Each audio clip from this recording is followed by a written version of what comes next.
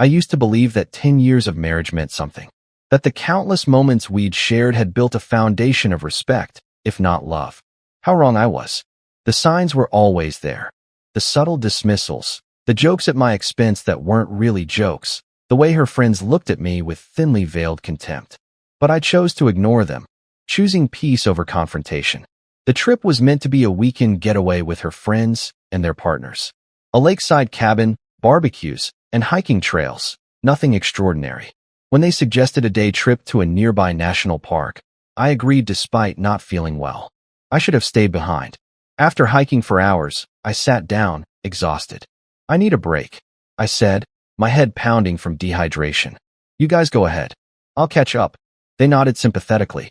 My wife kissed my forehead, said she'd bring back water, and they disappeared around the bend. An hour passed, then two. I called her repeatedly, straight to voicemail. As sunset approached, I painfully made my way back to the parking lot. Our car was gone. The realization hit me like a physical blow. They had left me. I managed to flag down a park ranger, who let me use the office phone. My wife finally answered, laughter in the background. Oh, you're still there? We thought you'd figure it out sooner. Consider it a little adventure. More laughter. We're already halfway home. Enjoy the walk. Then she hung up. The ranger looked at me with pity that burned worse than my blistered feet. 200 miles from home. No car. Limited cash. No hotel for miles. The cruel joke, the casual cruelty of it, left me breathless.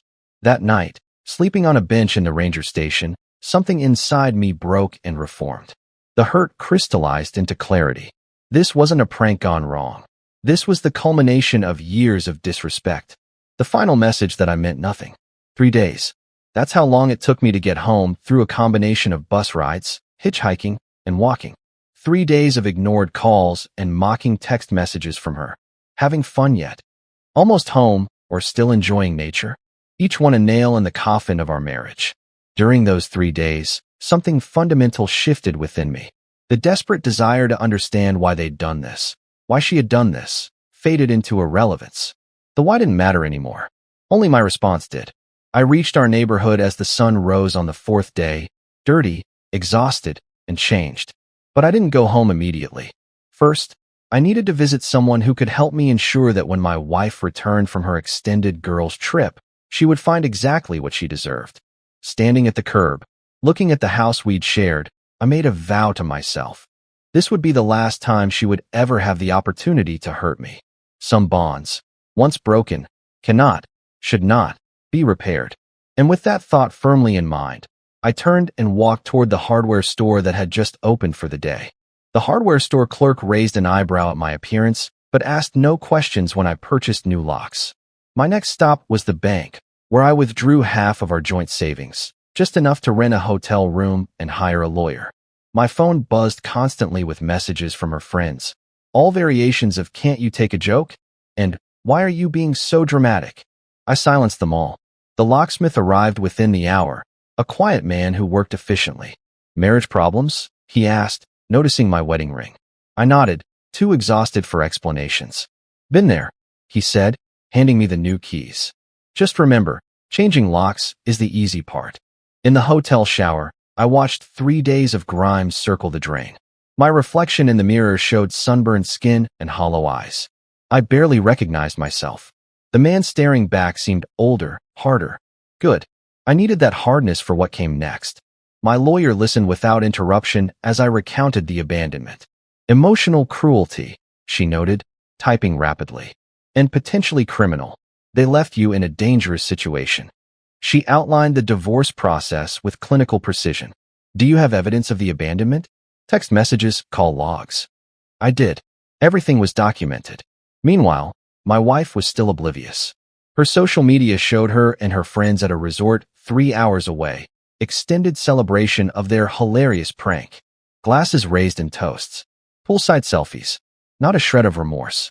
Each image strengthened my resolve.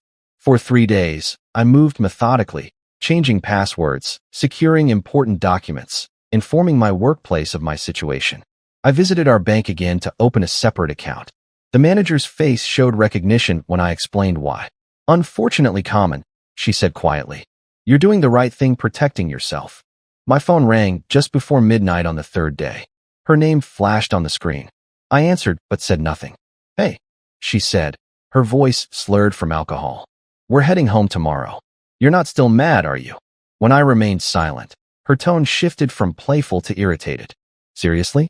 It was just a joke. Everyone thought it was funny. Even the guys."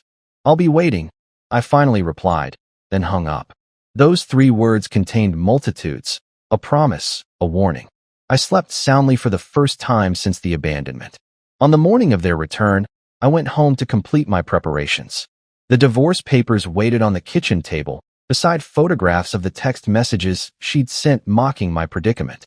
I'd also printed screenshots of her social media posts about the prank, each one damning evidence of her character.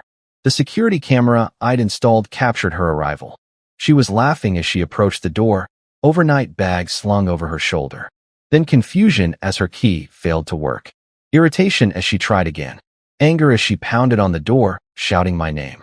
I watched it all from my phone at the coffee shop across the street, feeling nothing but a cold certainty that I was doing the right thing. When she finally called, her voice was shrill with outrage. "Why can't I get in? Did you change the locks?" I confirmed that I had. "I'll be home in 20 minutes, I said. "We need to talk." She started to protest, but I ended the call. As I walked back toward the house that would soon be just hers or just mine, I rehearsed what I would say. No accusations. No raised voice. Just the calm delivery of consequences. The moment that would define the rest of our lives approached with each step, and for the first time in years, I felt absolutely certain of my path. She was sitting on the front steps when I approached, her face a storm of emotions. When she saw me, she stood abruptly, words already spilling out. "This isn't funny. I've been waiting out here for an hour." I walked past her to unlock the door, saying nothing. Her voice followed me inside. "So you changed the locks?" Really mature response to a harmless joke. I placed my keys on the counter and turned to face her. The speech I'd rehearsed evaporated. Instead, I simply handed her the folder containing the divorce papers. She stared at them, uncomprehending at first. Then realization dawned. "You can't be serious," she whispered, her voice suddenly small. 200 miles, I said, my voice steady. "You abandoned me 200 miles from home. No transportation, limited funds, no nearby accommodation. You ignored my calls for help and mocked my situation. You extended your vacation to celebrate. These aren't the actions of someone who loves their partner. These are the actions of someone who has contempt for them." She began to cry, the tears looking rehearsed somehow. It was just supposed to be funny, everyone thought. I cut her off by pulling out my phone and playing a recording of her laughter from that first call, her voice saying, "Enjoy the walk." The sound filled the kitchen, harsh and cruel in the quiet house. I had 3 days to think while trying to get home. I continued when the recording ended. 3 days to reflect on our marriage. This wasn't an isolated incident. This was just the most extreme example of how you truly feel about me. Her tactics shifted rapidly, from defensiveness to minimization to sudden remorse. "I made a terrible mistake," she pleaded. "We can fix this. We can go to counseling." When I didn't respond, anger flashed across her face. "You're overreacting. It was one mistake in 10 years of marriage." I gestured to the papers. "My lawyer's information is included. I'm staying elsewhere until this is resolved." I turned to leave, but she grabbed my arm, her nails digging into my skin. "You can't just throw away our marriage over this. What will everyone think? What will I tell my parents?" For the first time, I laughed. "Tell them the truth. Tell them you abandoned your husband for a laugh, and he finally recognized his worth." I gently removed her hand. "The house is yours until we determine asset division. I've taken only what's indisputably mine." She followed me to the door, her voice rising with each step. "Where am I supposed to go if you take the house? How will I afford anything? You know I just started my new job." The desperation in her voice struck me as odd, not concern for our relationship, but for her own comfort and security. "You should have considered these questions before leaving me stranded," I replied, stepping outside. Her friend's car pulled up just then, their curious faces visible through the windows. "Perfect timing.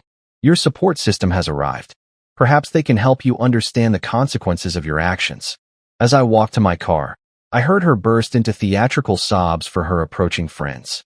I caught fragments of her version of events, how unreasonable I was being, How disproportionate my response.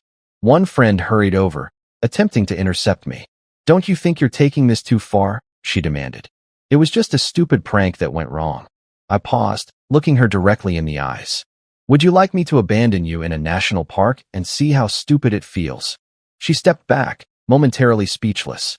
"That's what I thought," I said, continuing to my car. Driving away, I felt a curious lightness. The anger that had fueled me for days was receding, replaced by something else. Not happiness, exactly, but clarity. The rearview mirror showed a group huddled around my soon-to-be ex-wife on our front lawn, their gestures animated. I adjusted the mirror so I couldn't see them anymore. The road ahead demanded my full attention now. The aftermath was swift and loud. My phone exploded with messages from her family, her friends, even mutual acquaintances we hadn't spoken to in years. I silenced them all, responding only to my lawyer's updates. She told me my wife had contacted her, alternating between threats and pleas for reconciliation. Standard behavior, my lawyer assured me. Stay the course. A week passed. I settled into a routine at my extended stay hotel, finding unexpected peace and solitude. My focus shifted to rebuilding. I worked extra hours, joined a gym, reconnected with friends I'd gradually lost touch with during my marriage, friends who had once expressed concerns about her treatment of me.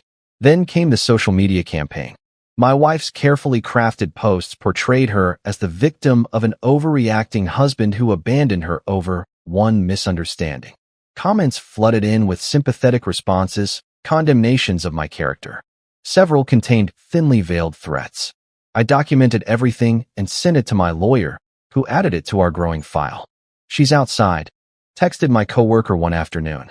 I exited through the back door, avoiding the confrontation she clearly sought.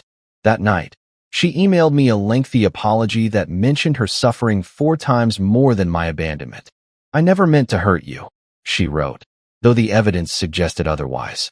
"I've learned my lesson." But then came the financial retaliation.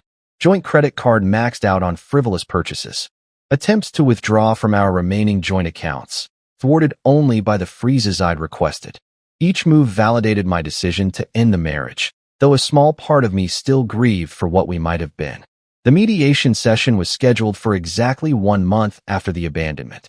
I arrived early, centered and prepared. My lawyer nodded approvingly at my calm demeanor. "Many clients arrive emotional," she said. "You're making my job easier." My wife entered with her lawyer, a stern woman with calculating eyes. I noticed immediately that my wife had transformed herself.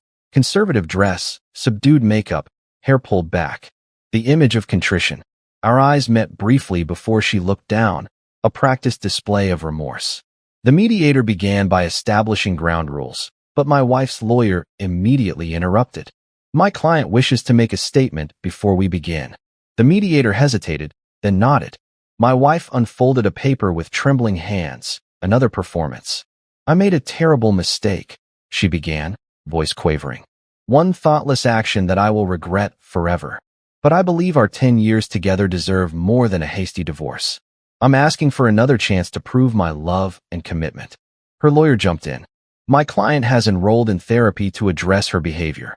She's willing to agree to any reasonable conditions for reconciliation, including post-nuptial agreements with severe penalties for any future misconduct." My lawyer started to respond, but I placed a hand on her arm. "May I?" She nodded. I looked directly at my wife for the first time in weeks. "I appreciate the sentiment," I said evenly. "But this isn't about punishment or redemption. This is about recognition. I finally recognized that we're fundamentally incompatible. There's nothing to save." My wife's facade cracked. "That's not true," she exclaimed, tears appearing instantly. "We had a good marriage. Everyone said so." The mediator raised a hand, but my wife continued, her voice rising. "You're throwing away 10 years over one mistake. Who does that?" I remained calm. It wasn't one mistake. It was the culmination of a pattern. The abandonment simply made that pattern impossible to ignore any longer. I turned to the mediator. "I'm prepared to be generous in the financial settlement. I just want this resolved quickly." My wife's lawyer whispered urgently in her ear, but she shook her head violently. "He's punishing me," she insisted. "This is revenge, plain and simple." Her eyes narrowed, voice dropping to a hiss. "You'll regret this." No one will ever love you like I did. The mediator called for a break. As we filed out, my lawyer squeezed my shoulder. That outburst just strengthened our position, she murmured. I nodded, but took no satisfaction in it. There were no winners here, only survivors. The mediation failed. My wife refused every reasonable proposal, demanding counseling instead of division of assets. Her lawyer eventually pulled her aside, their whispered argument visible through glass partition walls.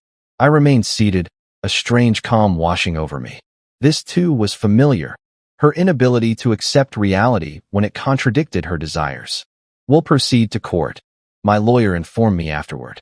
But don't worry, judges have seen this behavior before. Her delaying tactics won't work forever. I nodded, resigned to the longer timeline but unwavering in my resolve. What I hadn't anticipated was the community division. Friends chose sides. Family members who had always treated me as one of their own now viewed me with suspicion. My wife's narrative, that I was cruel and unforgiving, had taken root in fertile ground. You really won't give her another chance? Asked a friend over coffee, his expression troubled. Everyone makes mistakes. I studied him, wondering how he would feel abandoned in the wilderness, his calls for help met with mockery. Some mistakes reveal fundamental truths, I replied. He didn't contact me again. 3 months after the abandonment, I received a letter from her therapist suggesting a joint session. My lawyer advised against it. It's a trap, she warned. Anything you say can be twisted and used against you. I declined the invitation, sending a brief, polite refusal. The response was immediate, a barrage of texts accusing me of sabotaging her recovery, of being heartless and vindictive. I changed my phone number the next day. Work became my sanctuary. I threw myself into projects, earning recognition that had eluded me during my marriage. I realized how much energy had been diverted to managing her emotions, defending against her subtle criticisms. Without that constant drain, I thrived. Then came the ambush at my parents' home during a Sunday dinner. She arrived uninvited, tearful and clutching photographs from happier times. My mother, always her advocate, had orchestrated the encounter. Just talk to her, my mother pleaded. That's all she's asking. I excused myself, stepping outside to collect my thoughts. My father followed. I don't understand why you can't forgive her, he said, his disappointment palpable. I faced him, suddenly angry. Would you forgive someone who left mom stranded in the middle of nowhere as a joke? Who laughed while she struggled to find her way home? He fell silent, consideration dawning on his face.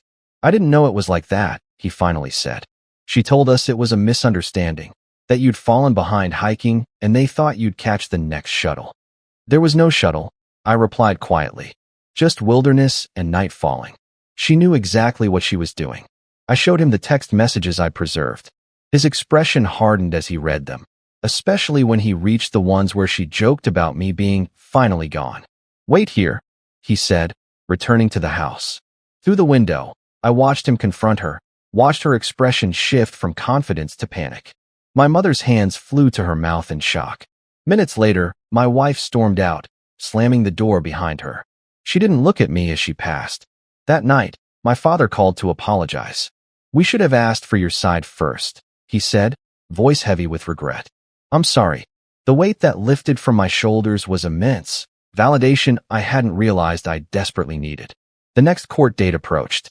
My lawyer warned me that my wife had hired a more aggressive attorney, one known for scorched earth tactics. Prepare for personal attacks, she advised. They'll try to provoke an emotional response. I spent the night before court reviewing our history, not just the abandonment, but the years of subtle undermining, the jokes at my expense, the friendship with people who clearly disliked me. I had allowed it all, mistaking her behavior for playfulness, confusing longevity with love. Never again. Morning arrived with unexpected serenity. Whatever happened in court, I had already won the most important battle, reclaiming my sense of self-worth. As I knotted my tie, I studied my reflection. The man looking back was stronger, wiser, unbowed, ready for whatever came next. The courtroom was smaller than I expected, intimate enough that I could hear my wife's nervous breathing 3 seats away. Her new lawyer, a silver-haired man with predatory eyes, whispered constantly in her ear. My own lawyer sat beside me, composed and prepared. Remember, she murmured, no matter what they say, stay calm. Their strategy became apparent immediately. Character assassination. The lawyer painted me as controlling, unreasonable, prone to overreaction. My client made one regrettable error in judgment during an otherwise harmonious 10-year marriage, he declared. An error she has repeatedly apologized for. Yet her husband refuses all reconciliation efforts, suggesting deeper issues of vindictiveness. My lawyer's rebuttal was methodical. She presented the text messages, the social media posts, the recorded phone calls, the timeline of my 3-day journey home, including receipts from the bus station and the motel where I'd spent one night. Most damning was the park ranger's statement describing my condition when found: dehydrated, disoriented, potentially at risk had nightfall come before assistance. This was not a harmless prank, my lawyer concluded. This was a deliberate act of cruelty that endangered my client's well-being. The subsequent behavior, mocking texts, celebrations, social media defamation, reveals not remorse but continued malice. The judge's face remained impassive throughout, but I noticed her eyes narrowing during the presentation of evidence. When my wife's lawyer began to speak again, the judge raised a hand. "I've heard enough," she said. "We'll take a 30-minute recess. When we return, I expect both parties to be prepared for my decision regarding temporary orders." In the hallway, my wife approached despite her lawyer's attempt to stop her. "This is insane," she hissed. "You're destroying everything over nothing." I studied her face, the familiar contours now twisted with anger and fear. There was no love there. Perhaps there never had been. "It wasn't nothing to me," I replied quietly. She flinched at my calm tone, clearly expecting, perhaps hoping for, an angry outburst. Before she could respond, her lawyer pulled her away, his expression thunderous. When court resumed, the judge's ruling was decisive. Temporary orders heavily in my favor. Exclusive use of our home awarded to me. Temporary spousal support set at a minimal amount given the marriage length and my wife's employment. Most importantly, an explicit acknowledgement of the abandonment as a significant factor in her decision. "The court takes a dim view of psychological cruelty," the judge stated, looking directly at my wife. "Based on the evidence presented, I find the respondent's actions showed wanton disregard for the petitioner's safety and well-being." Outside the courthouse, rain fell in sheets, matching my wife's tears as she huddled with her lawyer beneath an inadequate umbrella. I felt no satisfaction in her distress, only relief that the truth had been recognized. My lawyer squeezed my arm. "This is just the beginning," she warned. "Stay vigilant." But it wasn't the beginning. It was the end. 2 days later, my wife's lawyer contacted mine with a settlement offer. Reasonable terms. No further court appearances required. "She's finally understood her position," my lawyer explained. The judge's reaction frightened her. 6 months to the day after being abandoned in the wilderness, I signed the final divorce papers. The marriage that had consumed a decade of my life was dissolved in moments with the stroke of a pen. I stepped outside the lawyer's office and tilted my face to the sun, feeling its warmth like a benediction. That evening, a text arrived from an unknown number. Her, of course. "I never meant for things to end this way," it read. "I hope someday you can forgive me." I considered responding, then decided against it. Some chapters need no epilogue. A year passed. I sold the house, too filled with memories both bitter and sweet. Moved to a different city. Built a new life brick by brick. Career advancement, new friends, eventually even cautious dating. The abandonment became a story I rarely told, not out of lingering pain, but because it no longer defined me. Then came the unexpected encounter at a conference. She looked different. Thinner, hair shorter, eyes wary when she spotted me across the hotel lobby. For a moment, I considered avoiding her. Instead, I nodded politely and continued my conversation. Later, she approached as I waited for an elevator. "You look well," she said, voice tentative. I thanked her, noting she seemed nervous, so different from the confident woman who had once laughed at my distress. "I've been in therapy," she continued, words rushing out. "I understand now what I did. How wrong it was. I'm truly sorry." The elevator arrived. I held the door, considering my response. "I'm glad therapy has helped you," I finally said. "I hope you find happiness." Simple words, sincere but distant. I stepped into the elevator, our eyes meeting one final time as the doors closed between us. In that moment, I realized the journey that began with abandonment had led, ironically, to freedom. Not just from a toxic marriage, but from anger that once threatened to consume me. I had survived not just those 3 desperate days, but the harder days that followed. And in surviving, I had found myself again.